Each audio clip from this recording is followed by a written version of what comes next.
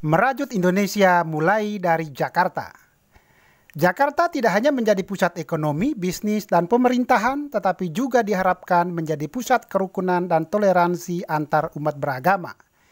Di Jakarta kita dapat melihat dua rumah ibadat yang saling berhadapan, yakni Masjid Istiqlal Jakarta, tempat berdoa dan berziarah bagi jutaan umat Islam dari dalam maupun luar negeri, dan Gereja Katedral Jakarta, tempat berdoa dan berziarah bagi ribuan umat Katolik dari dalam dan luar negeri.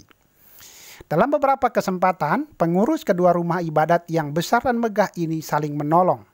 Saat Paskah atau Natal, umat Katolik boleh memarkirkan kendaraan mereka di halaman Masjid Istiqlal.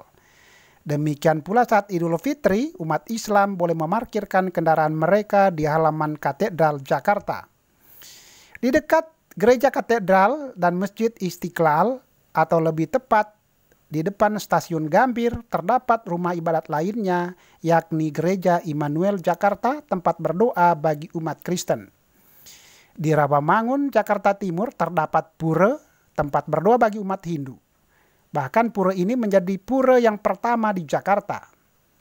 Di Mangga Besar, Jakarta Pusat, terdapat Wihara Avalokitesvara, tempat berdoa bagi umat Buddha.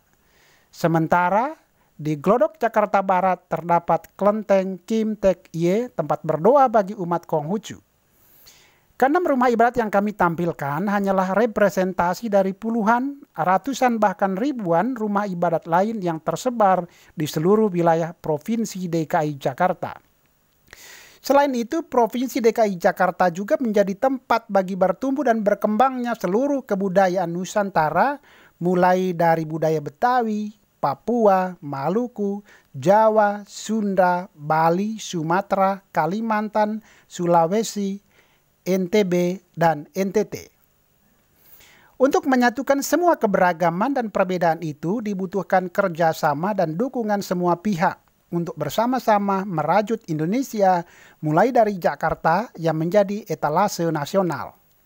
Dalam merajut Indonesia yang berbineka itu, Gereja Katolik Uskupan Agung Jakarta ikut berkontribusi dan berpartisipasi. Misalnya ada pertemuan antara Bapak Ignatius Kardinal Suharyo, Uskup Keuskupan Agung Jakarta, dengan Menteri Agama Republik Indonesia, Bapak Yakut Kolil Kaumas. Juga dilakukan kerjasama antar Bimas Katolik kantor wilayah Kementerian Agama Provinsi DKI Jakarta mewakili pemerintah dengan Keuskupan Agung Jakarta melalui kegiatan seperti pembinaan iman dan dialog internal umat beragama. Sementara Gereja Katolik Keuskupan Agung Jakarta pun berupaya dan membangun keberagaman dengan melakukan beberapa kegiatan seperti buka puasa bersama dengan umat Islam yang dilakukan hampir setiap tahun, kecuali pada masa pandemi COVID-19. Selain itu, ada kegiatan Idul Adha dengan memberikan hewan kurban kepada umat Islam yang ada di sekitar gereja Katolik di wilayah Keuskupan Agung Jakarta. Sementara pemerintah di bawah kepemimpinan Bapak Presiden Jokowi, kita semua dapat melihat bagaimana beliau membangun dan merajut Indonesia melalui pembangunan khususnya infrastruktur yang secara masif dilakukan di seluruh pelosok tanah air. Dalam sebuah pidato kenegaraan dan di gedung DPR MPR pada hari Senin 16 Agustus 2018, Bapak Presiden Jokowi mengatakan, "Itulah sebabnya infrastruktur tidak hanya dibangun di Jawa, tetapi di Pulau Sumatera, Pulau Kalimantan, Pulau Sulawesi, Kepulauan Maluku dan Nusa Tenggara, sampai tanah Papua. Karena sebagai bangsa yang majemuk, kita ingin tumbuh bersama, sejahtera bersama, dari Sabang sampai Merauke, dari Miangas sampai Pulau Rote.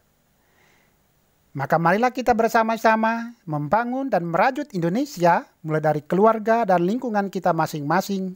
Kita bersatu, Indonesia kuat. Kita kuat, Indonesia jaya."